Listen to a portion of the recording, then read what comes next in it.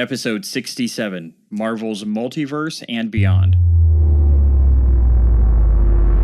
Welcome to the Visionary Variety Podcast, where we cover cool stuff like photo, video, film, books, and technology. So switch on your brain and enjoy the show.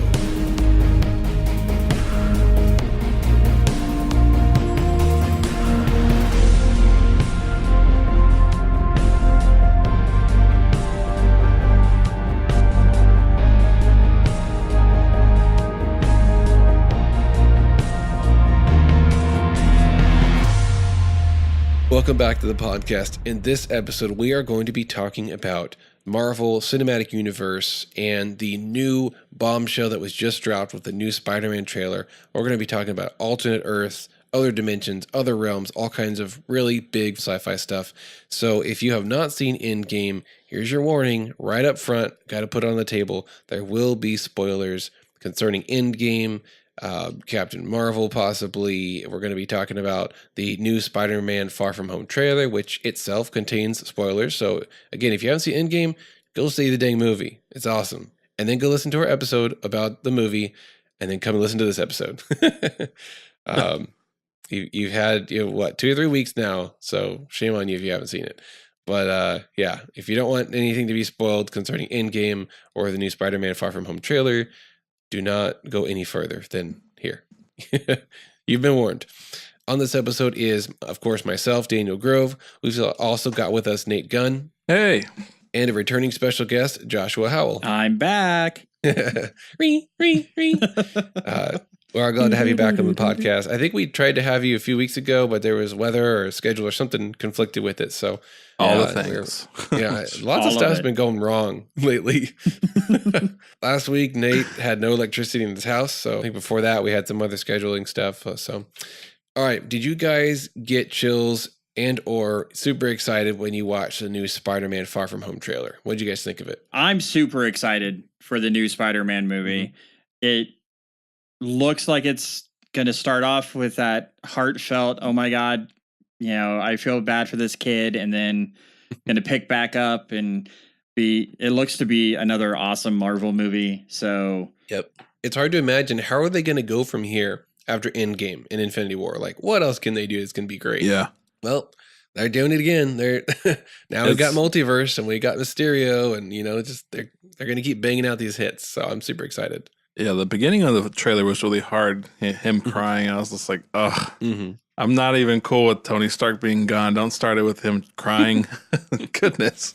And then they have the memorabilia art on the walls throughout the city. Yeah. I was like, oh my goodness. Did you catch, so speaking of the memorabilia and the callbacks to Iron Man, did you catch in the trailer when Peter Parker has Tony Stark's sunglasses on? Yeah, I caught that as soon as I saw it. And my mind went back to Iron Man 1 when he was sitting in the Humvee. Now, am I correct? Probably not. But when I saw the shades and the background behind Peter Parker, I was like, man, there's like terrain. He's freaking out. It looks like a Humvee. I was like, oh, he's not dead. What do you guys think he's seeing through those glasses that he's so OMGing about? I think Tony recorded a message for him. And I think he puts on the glasses and he sees the message. And I think the hologram head on that bodysuit, I really wasn't there. That was a nanobot, Tony Stark. I'm actually alive. That'd be awesome. I'd be so happy. Part of me just wants to be real crazy and just say that the glasses Tony Stark designed can see the alternate Earth. But that's a little bit of a stretch. We don't have any inkling to believe that, anyone before this movie understood about the alternate Earth theories. Maybe what you're saying could be later on, like another 10 years down the road. That would make sense. But maybe, yeah. But we're a little early in the beginning of stuff. Yeah, so I'm going to go with what you said at recording. Although I'm not sure what Tony Stark could have said before dying at Endgame that would have, made him say OMG. I am Iron Man. I never knew. Yeah, so this movie, Far From Home, looks like it's going to be packed full of lots of twists and turns. Can we just compliment how generic these names are for this movie? Like Homecoming, Far From Home. Come on. The next one's going to be Homesick. Home Alone will be the next one. if you ever read the comics or you watched the old late 90s animated cartoon, which was awesome, that's what I grew up with, we all know Mysterio's a bad guy. But what's going on in this trailer? He's like not bad and stuff. He's actually fighting a monster. Yeah. He's working with Spider-Man. I think there's a lot of misdirection happening here. Oh, yeah. In the trailer, but also I think the movie's going to have some, plot twists as far as the true agenda or the true character of Mysterio. It's like Iron Man and Thor together. Yeah, his suit is so cool. I freaking love his suit. It's like, but I love Jake Gyllenhaal, so that's extra cool to have him in the MCU now. Yeah. I just thought it was weird in the part of the trailer where Samuel Jackson, which is hilarious, he says some funny things in there. I thought it was interesting that no one else is available when we all just saw them. So I'm kind of confused. So I'm like, wait, hold on. Well, yeah, they're all doing stuff. Yeah, I mean, they allude to it. I mean, Peter Parker looks over at Nick Fury. He's like, well, what about Thor? And he says he's off world. Well, we know that he's off world because he's traveling with the Guardians of the Galaxy. Good point. And he says, well, what about Captain Marvel? And well, unavailable because the last thing that we see with Captain Marvel is she's taken off also. So, I mean, it kind of makes sense that everything kind of falls onto Spider-Man's shoulders, and also, pulling out of the movie for a second. If you really look at it and you read some of the articles that are kind of bouncing around the internet right now, that now that the MCU has kind of shut that chapter of Iron Man and Captain America and being revolving around the Iron Man character, because he was the tie that bound everybody together, that the new tie that's going to bind everybody is Spider-Man. And so we're going to have to start seeing a bigger presence, and more responsibilities going to start falling on his shoulders. And so how much farther from the snap, Tony dying, does he come in with this movie? Yeah, like how far off? I don't know. Could be a year, 2, 3. I don't know yet. So the article that I read said that Spider-Man Far From Home actually starts almost immediately after. So at the end of Endgame, when you see Peter walking down the hallway of his school and he looks up and he sees Ned, his friend, walking towards him, and then the movie ends. From what I've heard, Far From Home starts right there. So like it is almost a continuation. It's not, a month down the road, a year down the road. Like it's a straight up continuation of Endgame. Well, here's a weird thing about the time continuity here, and this isn't necessarily a problem, but more of is that 5 years passed after the snap, and now they're still in high school because of everyone else has been brought back. It's like, okay, everyone's resurrected. We got to finish our high school diplomas. They're still in high school. I don't know. Don't you think that's kind of weird though? I think it sucks. Like he should have. He should be like 21 years old now or something. I think it's one of those, excuse me, I just got brought back from the dead. Can I just go ahead and have my GED or something? I mean, exactly. I guess they're classifying as that 5 years as lost time. I would imagine so. But then that doesn't make sense. Does Ant-Man's daughter go back to being young? Well, she aged in real time. He didn't age. Yeah. 5 years. So... No, she's but like 16. But she would have suffered there would have been 5 years down. So basically, they threw some people just come back, and then everybody else that stayed on Earth and didn't get snapped away aged. Yes. Okay. So the resurrected people from the snap, they didn't age, I guess, throughout those 5 years. Dang. But the people who did survive, like Cassie, she didn't get snapped away. That's Ant-Man's daughter. She did age. So when you go back to high school, there's gonna be a lot of people gone. They're like, where'd they go? Oh yeah. Yeah. Well, I guess since Spider-Man got snapped away, he didn't age. So there you go. Problem solved, I guess. So have any of you seen the TV show Manifest? I haven't. Oh yeah, that was cool. Okay, so essentially it's kind of the same thing where, the airplane disappears for 5 years and comes back. Well, the son is on the airplane that disappears. He and his twin sister are separated because she's not on the airplane. And when they come back, the twin sister is now 5 years older because she aged 5 years. And these people all came back. And so they're twins, but yet the sister's 5 years older. And so it's this weird dichotomy, and I think that's what's happening now. Like Ant-Man's daughter aged the 5 years. That's why we see her as a teenager, and nobody else's age, because they were gone. They were, whatever, they were dead. They were in the Soul Stone, whatever realm you want to say, and whatever your theory is where they were at. They all come back as the same age they were when they disappeared. But for everybody else, they're older. That's why you see Thor, out of shape. Well, more of a round shape than we've ever seen him. Well, he's into shape all right. Yeah. And so, he's aged. He's been drinking heavily. And so Iron Man from Infinity War to Endgame aged as well. Yeah, so 5 years. Yes. Okay. That makes sense, because I thought I noticed in Endgame, I was like, man, he looks different. Yeah, that's why Black Widow got another hairstyle. Actually got 2 hairstyles in one movie this time. Yeah. 2 for 1. Well, I mean, technically, if you're also throwing in when they go back and we see past Black Widow, she had 3 hairstyles in one movie. The original red hair. Yeah. Okay, so let's talk about the bigger things that have been revealed in this trailer.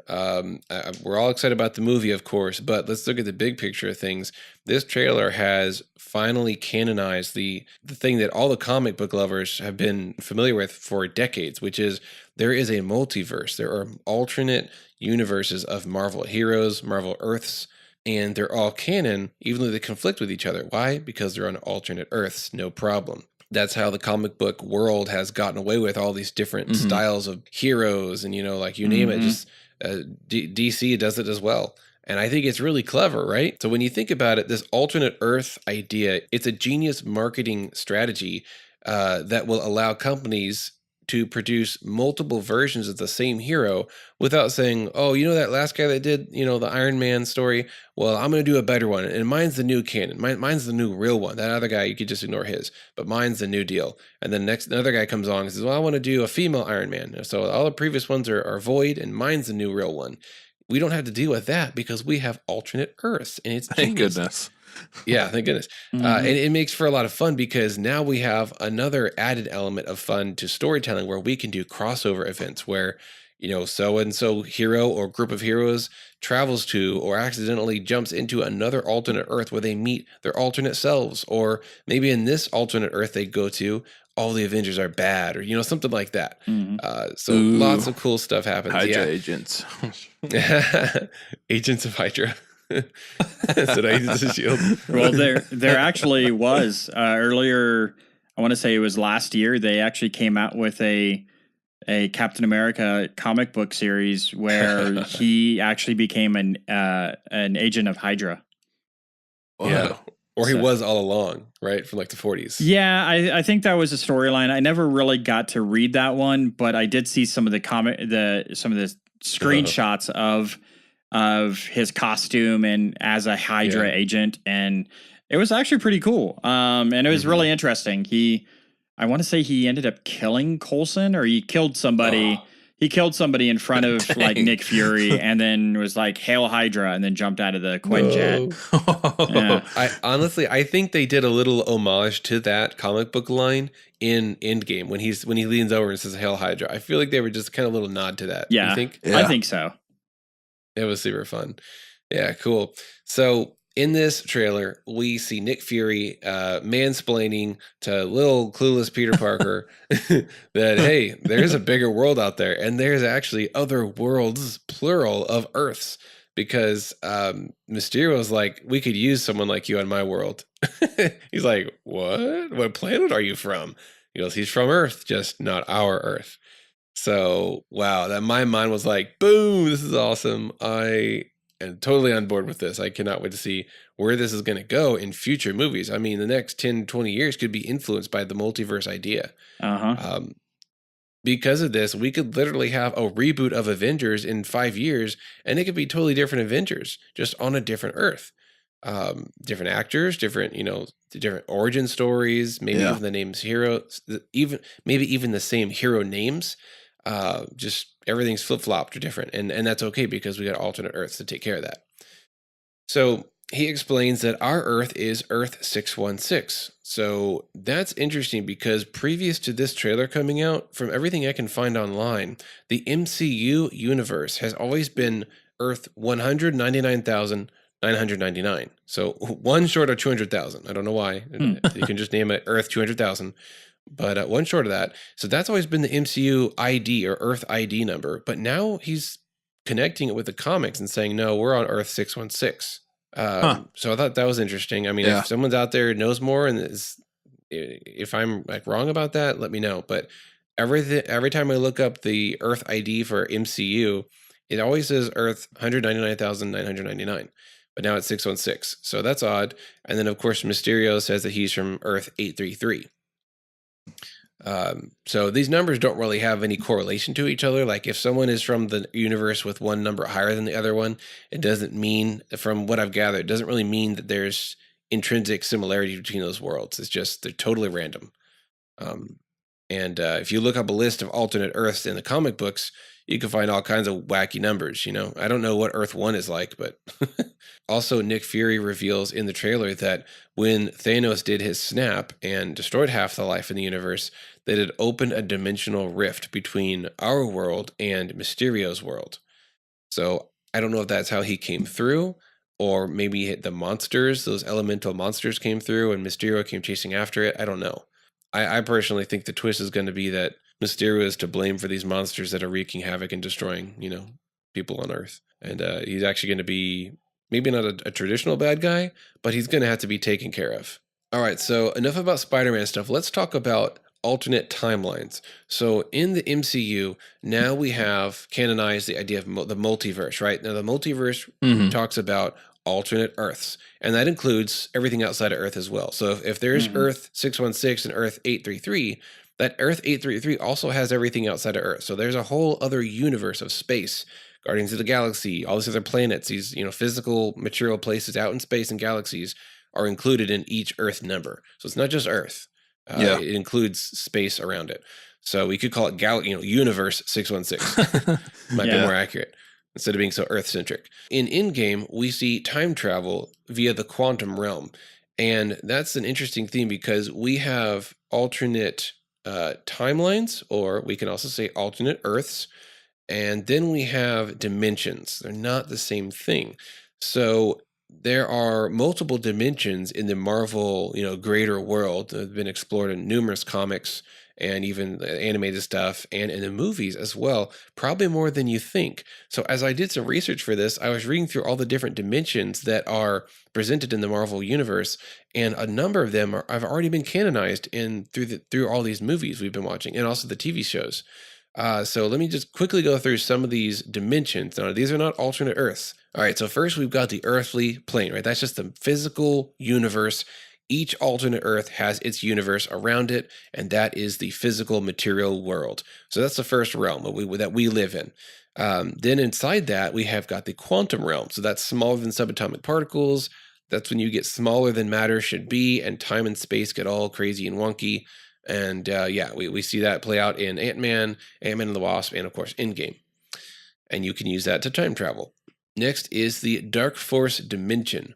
So this is a kind of I sort of got two different feels from when I was doing research on this. One explanation of it is that it is an energy source that one can tap into for various superpowers. So different heroes have been accredited to drawing energy or powers from the Dark Force dimension through, whatever they are, mutant or whatever.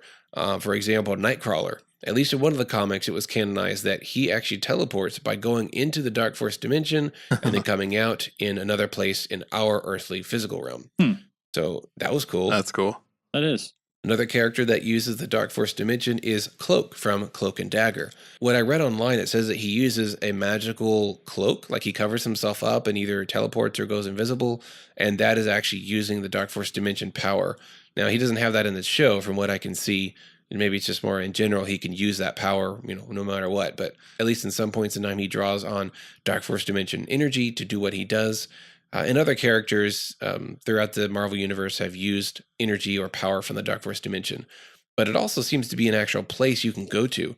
So in the Agent Carter TV series, it's revealed that in the 40s there was nuclear testing, with weapons and stuff. Yeah. And at least in one of the cases, there was this weird rifty thing that happened via some strange substance called zero matter, which is like matter from the Dark Force dimension. It's not one of our elements. It's not one of our, molecule substances. It's actually from a different dimension. And it came to our Earth somehow, and it opened a rift to the Dark Force dimension.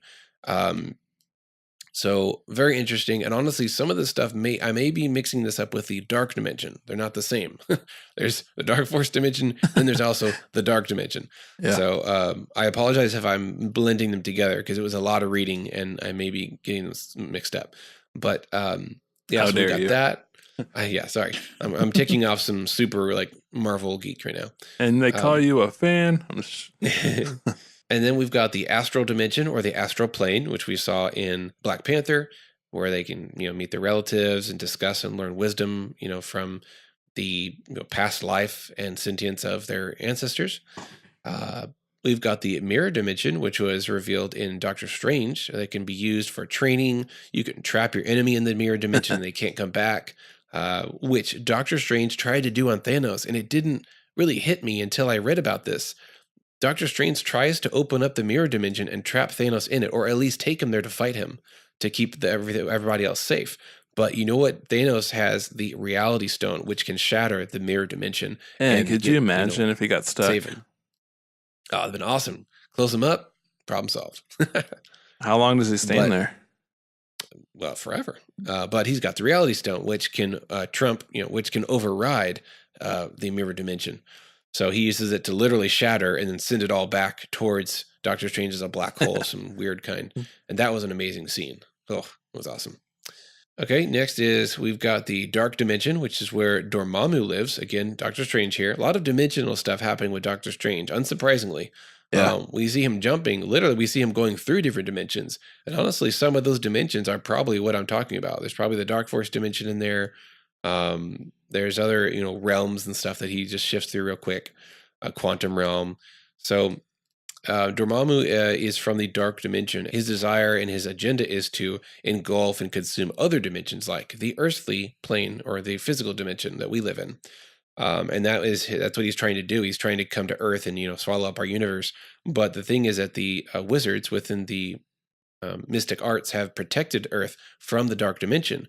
That's why the servants of Dormammu are trying to destroy the 3 different temples around the Earth, which will take down our shield and allow Dormammu to come into our world and do his thing, which is what happens until Doctor Strange rewinds time. So that's the dark dimension. Not a nice place. Not a good vacation spot. Yeah, I can't wait to see when they come out with another Doctor Strange movie. Hopefully they answer some of our questions. Yeah, I'm looking forward to that too. I really have grown fond of Benedict Cumberbatch's portrayal of him. All right, and a few more realms or dimensions that have been referenced or canonized in different comics and shows is apparently there's a place called Hell. I don't know a lot about it. I didn't have time to research this too much, but Loki mentions it. I think it may be more tied in with Asgardian mythology. Also in, I think it's Shield, Agent Coulson and some other agents are getting dragged to Hell. Well, that escalated.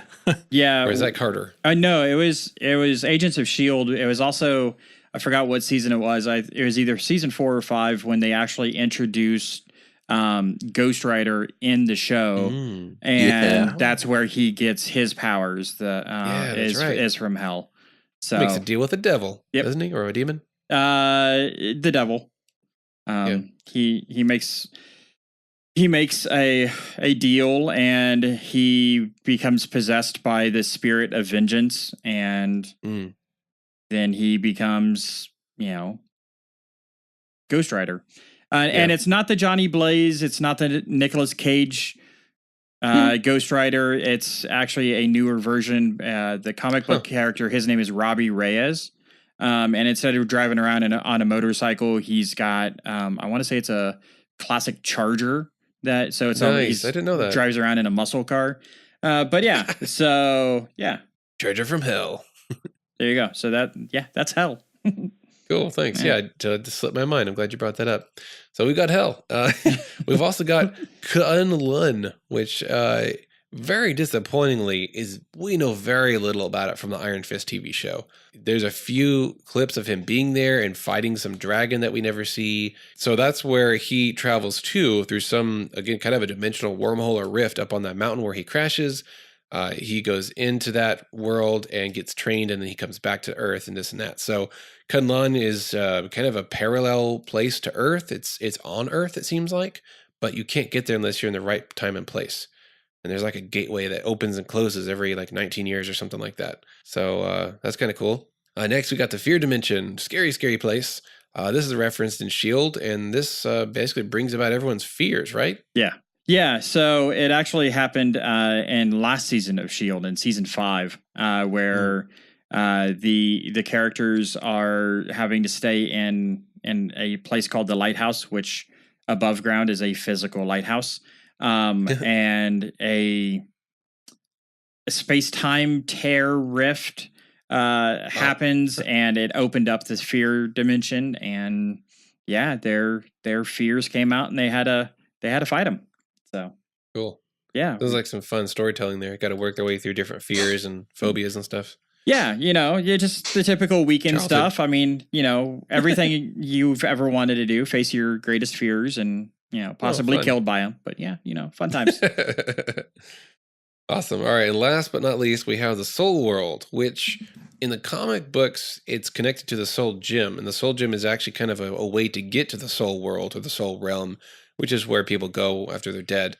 But in the movies, they didn't really do anything with it, as far as I could tell. We have the Soul Stone, and we don't really know what it does. I guess it can bring people back from the dead. They kind of dropped the ball on that one, it seems like. Yeah. All right, so those are dimensions. Now, back to the Earth dimension, right? Where we live, we've got alternate Earths. So one way you can make an alternate Earth is by time traveling and doing something different. Whoa. And they bring this up in Endgame because they're like, hey, aren't we going to like change history? And they're like, no, the Ancient One says, no, you're going to make a split from history. You're going to make a new branch of, history, an alternate timeline.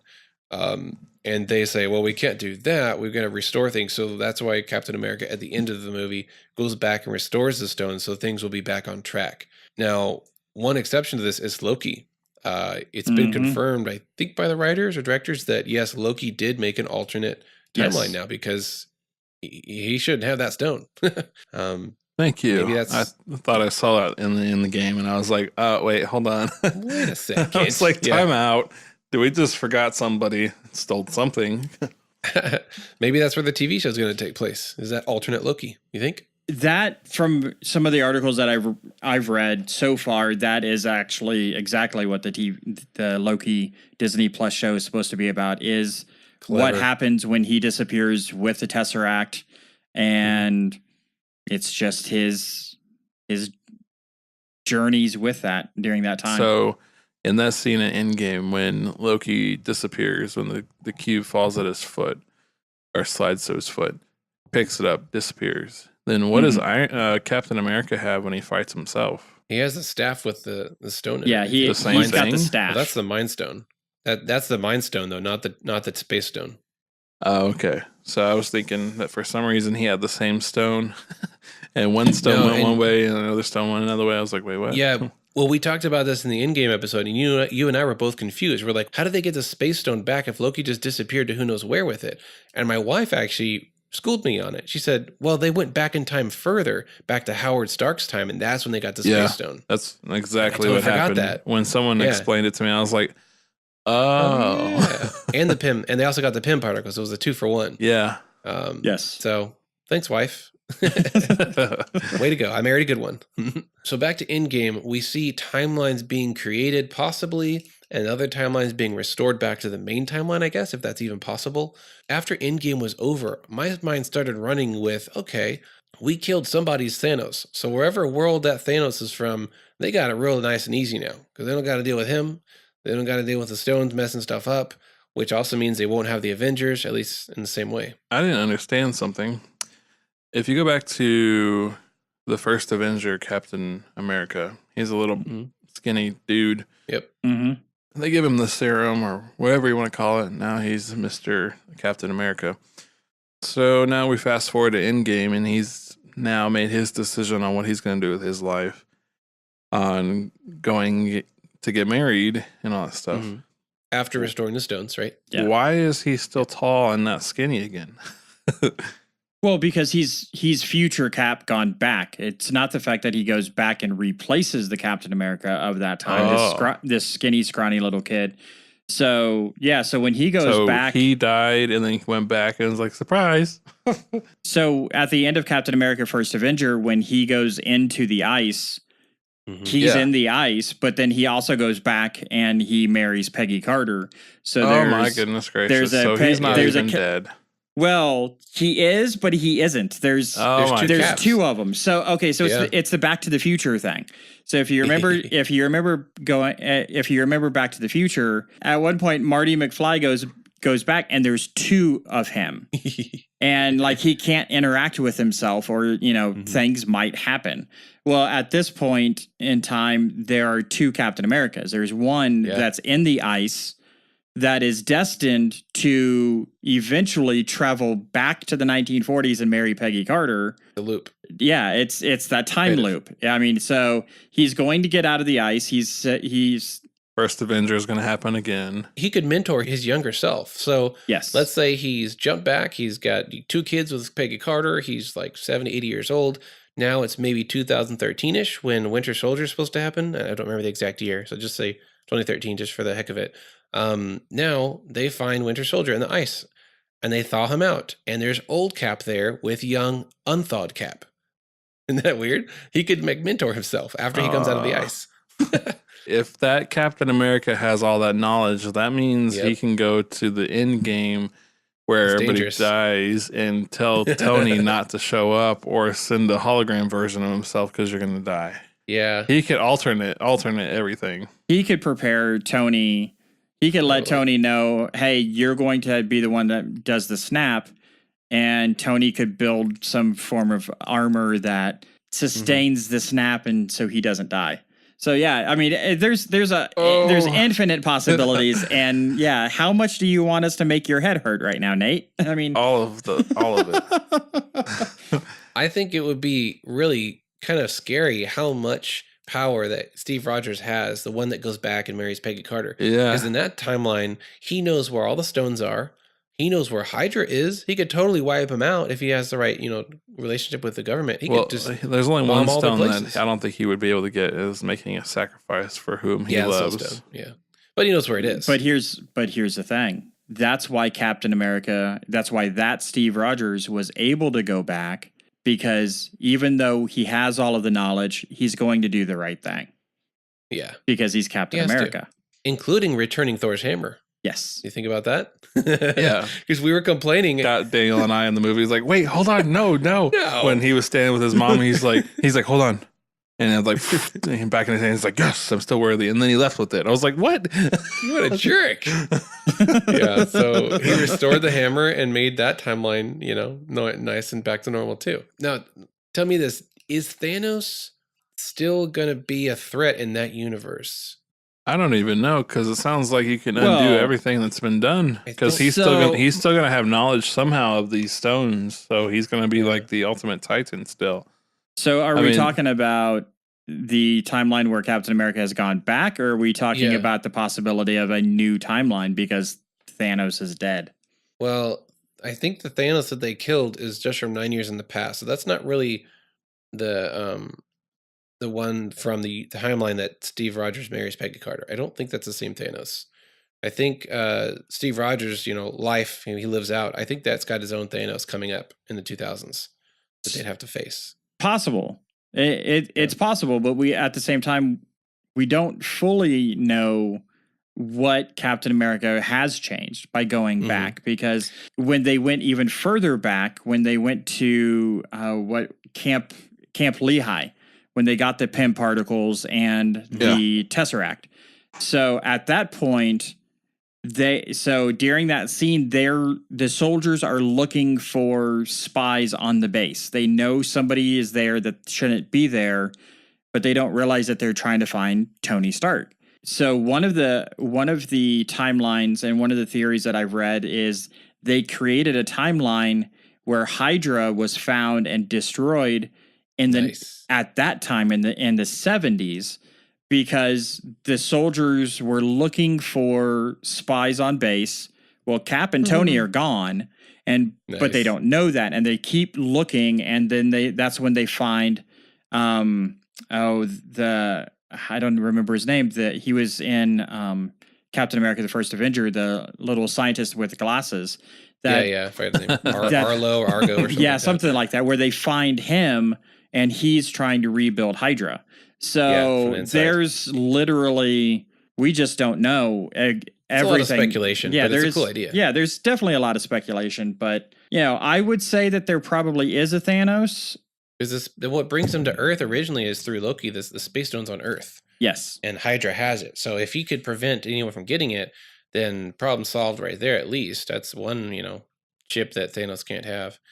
So Captain America going back in time and having his own life, he's still super soldier, himself. He could totally have kids. And there is a point, I think in Agent Carter that, or maybe it's a Winter Soldier, it's looking back at that time, it's looking back in history. And they mentioned that Peggy Carter has 2 kids. So now there's this weird time loop theory that Captain America has always traveled back in time, married Peggy Carter, and had 2 kids. Mm-hmm. And the 2 kids that's referenced in Winter Soldier are actually his own kids with Peggy Carter. That's kind of weird, but I don't know if I like that time. I kind of like the idea that in one reality, Peggy Carter moved on from Steve Rogers and married someone, had 2 kids. Yeah. But then now in this new timeline, Steve Rogers, had his own chance to be with her. That's the one that I'm choosing to like. I like that one. I like the idea that in one reality, Peggy moved on and had her kids. Mm-hmm. Because if you think about it, in Civil War, Captain America kind of has this little fling with who we find out is Peggy Carter's niece. That's right. Yeah. And so I don't want to really think about that too much. Ew. Because, that's wrong. Okay, so now in the new timeline of Steve Rogers living out his life, he's like, back in my day, you were a sweet little thing. Yeah. Nope. I don't need Uncle Steve telling stories to his niece of, I remember making out with you while Falcon and Bucky were in the VW bug watching us. Like, I don't need those stories. And so, yeah. I forgot about that little thing. That's hilarious. So you think their kids would be like half super soldier? You think that would influence the DNA? That'd be cool. There's a animated movie called The Next Avengers: Heroes of Tomorrow. Essentially, it's the children of the Avengers. And so there is a character, and I just looked this up because I couldn't remember offhand. There is a character by the name of James Rogers who is Steve Rogers' son. And Black Widow, right? I believe so. I think that's what it is. Well, that's conflicted parenting there. Can you imagine having Black Widow as your mom and Steve Rogers as your dad? So here's something I still haven't figured out, and I guess I need to read some more articles on this to wrap my mind around it, but how, and I think Nate really brought this up to me, how did Steve Rogers, he aged, right? He went through time, he had his life. How did he get back to Endgame Earth and sit on that bench? How did he come back? Yeah. Because he didn't come through the time travel thing they had there. Well, I mean, regardless, even if he went back to his own Earth, timeline would have been different. How would he know to go back? Yeah, he's not on their Earth anymore. Because that's the thing that they explained, is that we don't have one timeline. If we had one Earth, one timeline, sure, he would have gone back to the past of that Earth. But he didn't. He went back to the past, and voila, he's now on his own alternate Earth. He had a different branch. So how did he come back? Did he still have the time travel wrist GPS thing, like on his wrist? And it would still work in 60 years plus?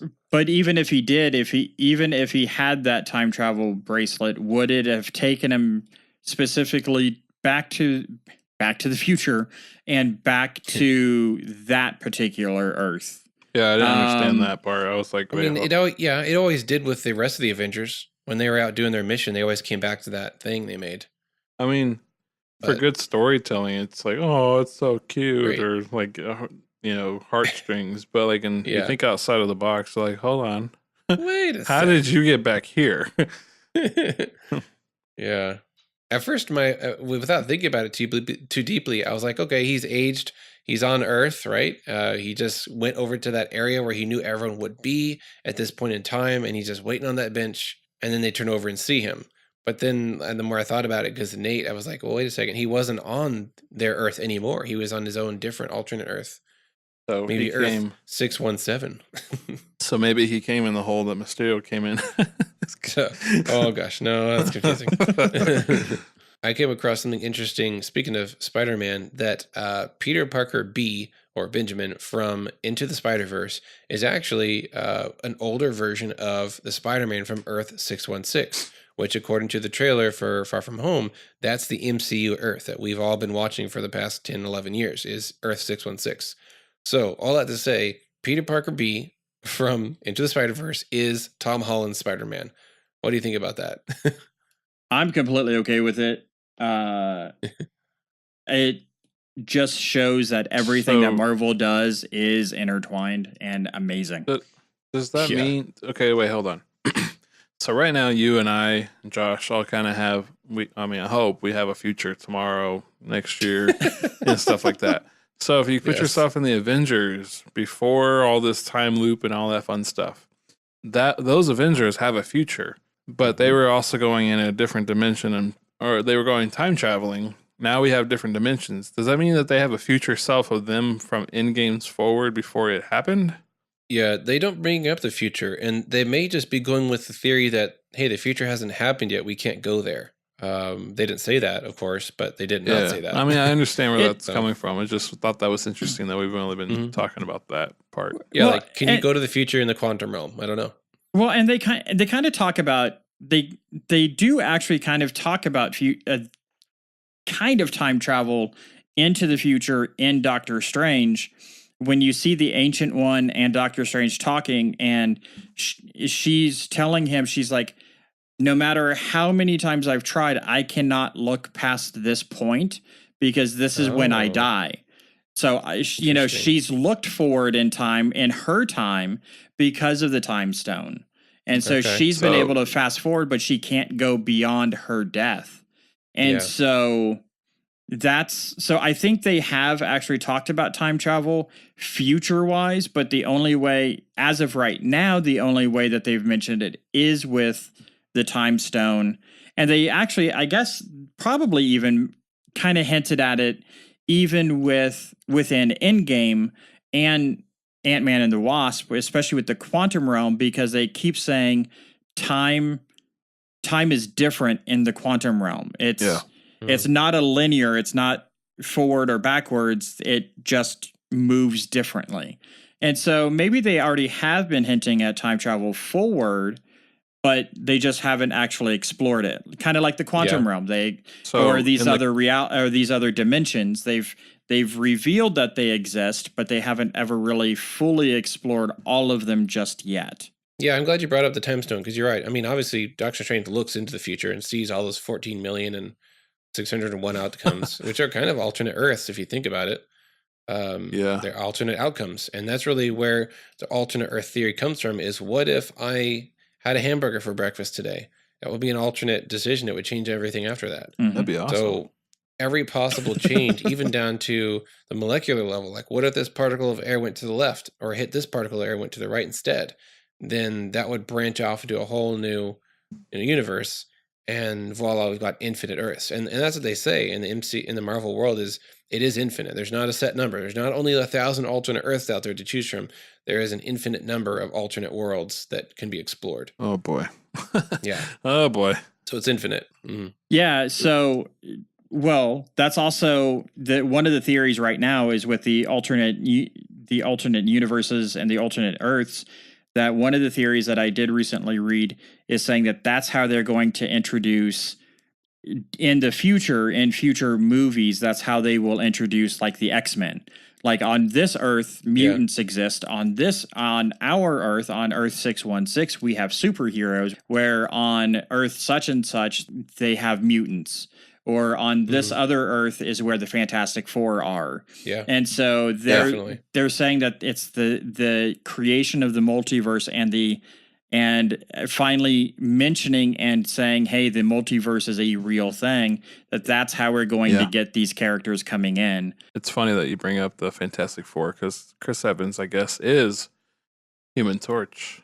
So he has a different alternate. Oh my gosh, he's gonna meet himself, have a crossover event. That'd be hilarious. Yeah, I'm very hopeful for the X-Men universe now. It's actually gonna make sense because we've always been saying, where the crap are the X-Men during all this mess? Like, where are they? Or in the X-Men movies, where the crap are the Avengers? You know, like, come on, what's going on here? And now we have a nice way to explain it away. So, oh, there's an alternate Earth. Yes, I'm hoping that maybe a rift will be open, or they'll have to call on somebody or whatever, and X-Men will come into the Avengers or Earth 616 or vice versa, and it'll all be awesome. Yeah, and that's the beauty of adapting comic books into movies. You literally can go anywhere with it. Yeah, and great. And that's the beauty of sci-fi, because you can literally do whatever you want, and if you explain it in a logical manner, the people sitting there watching it will accept it as truth. Yeah, it's fun seeing them pull in comic book ideas either directly or they're just kind of doing a quick nod to it, like with the Hail Hydra thing with Captain America. And you know, it's weird because the MCU is different than comic book canon, obviously, but it's sort of like a lot of things are still up in the air until they finally like verbalize it and put it in a script and it's in a movie. Then for sure it's, you know, canon. Like the Earth number, we never really knew for sure what Earth number the MCU takes place in, except for that somewhere it was explained that it was 199,999. But now it's actually nailed down that no, it's actually 616, which is a nod to the comic books, because that's what it was in the comic books. So yeah.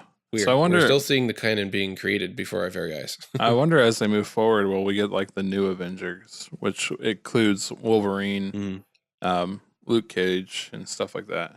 I don't think so yet. I did see a video about the next movies that are coming out. Of course, we've got the origin story for Black Widow. We've got Black Panther 2 and Doctor Strange 3. But the movies that will be coming up in the future, I think they said there was an X-Men crossover event, which could be 2 or 3 movies on its own.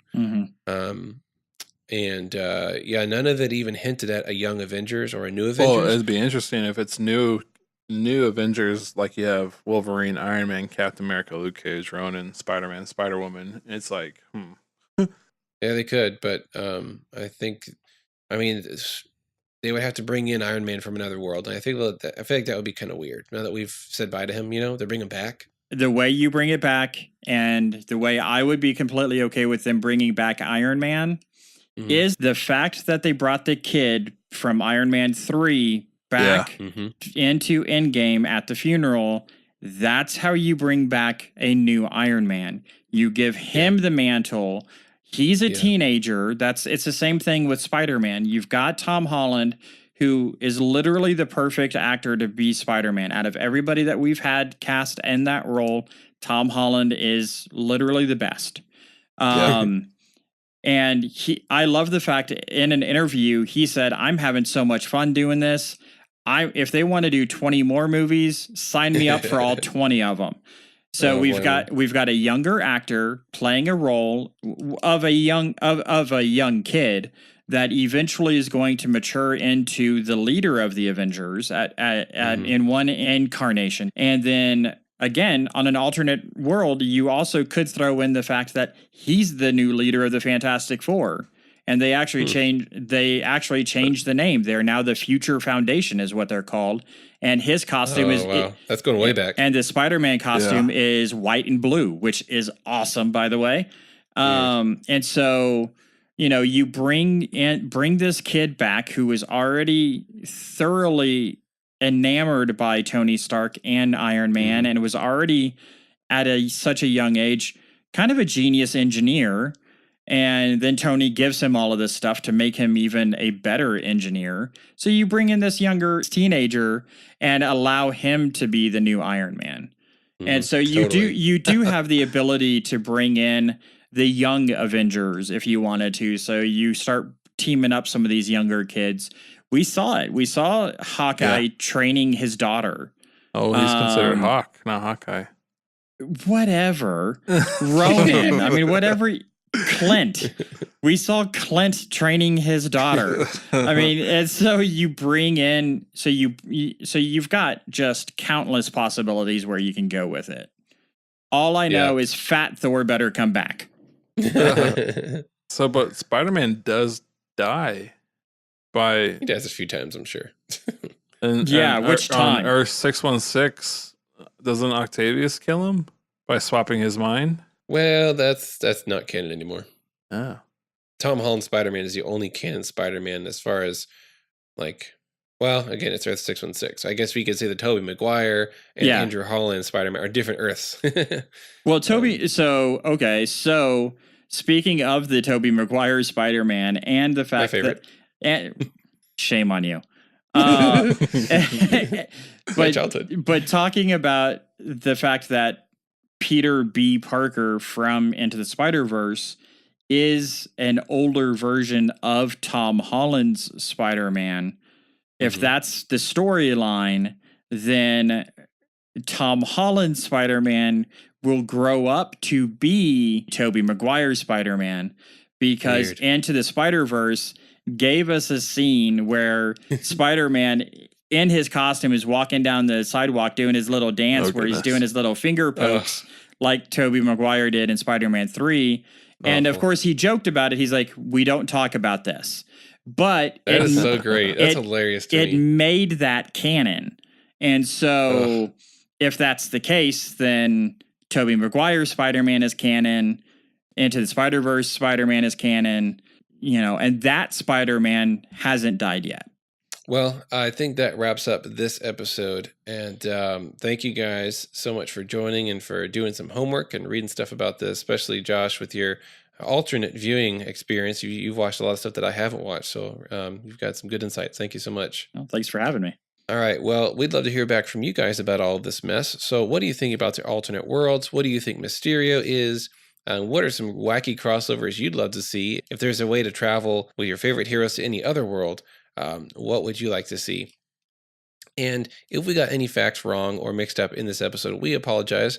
We're not scholars. Speak for yourself. But we are just humble fans. So please comment and let us know if we got anything wrong or whatever.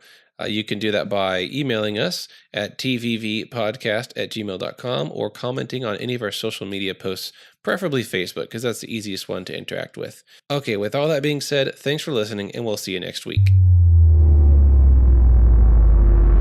If you like this show, be sure to subscribe on your favorite podcast app.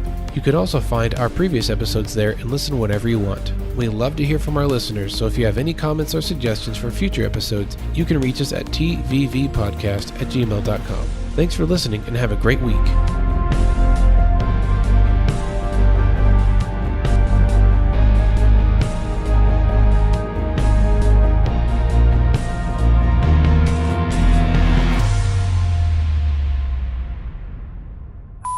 It's a mystical place where martial arty ninja monkey people live. Monkey, I meant monkish people live. Monkey. It's a new adjective.